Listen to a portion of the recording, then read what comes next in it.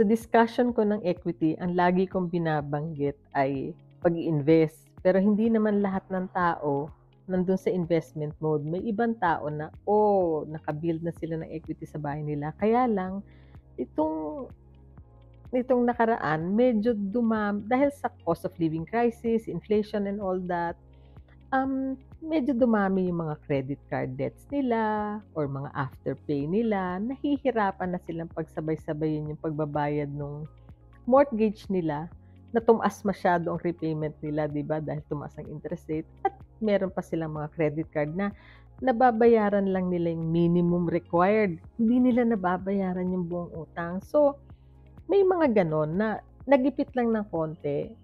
If you're in that situation na gusto mo na lang makahinga, pero alam mo na naka-build ka na ng equity dun sa bahay mo at gusto mo ng baka puwedeng gamitin yung equity na yon para mag-consolidate ng mga debts mo. So, ibang story na 'to, debt consolidation, using the equity for debt consolidation. Kung palagay niyo, baka makatulong, puwede niyo naman akong tanungin, tawagan niyo ako kasi yung debt consolidation is something that I do. Pero siyempre pipiliin natin yung mga bangko na puwede mong gawin yung debt consolidation mo. As long as hindi ka nale-late sa payment mo, nakakabayad ka pa, kaya lang nahihirapan ka na talaga. Bago pa umabot ka dun sa parteng hindi ka na talaga makabayad kasi hirap na hirap ka na, wag mo nang paabutin dun. Kung talagang, nakakabayad ka naman every month, wala kang late payments, hindi siya nag-a-appear sa credit, report mo, I think it's if you're having a difficulty, lumapit ka na sa amin 'no, at titingnan namin, makikita naman namin yung credit report mo't lahat, eh. Kung nahihirapan ka na, just call us and then titignan namin, i-a-assess namin, titignan namin yung mga credit scores mo't lahat. Tapos titignan namin yung tamang bangko para sa inyo.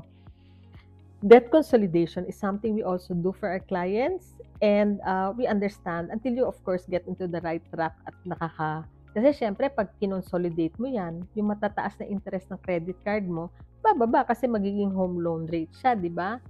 So, yung personal loan mo, kung gusto mo i-consolidate, puwede rin 'yan, bababa rin ang interest rate. So, mas makakahinga-hinga kasi nandun na sa isang lugar yung lahat ng loan ta's iisa na lang yung iisipin mo.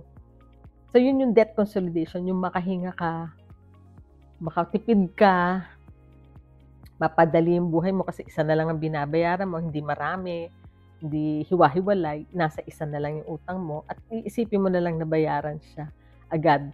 So, if this is something that you think you need,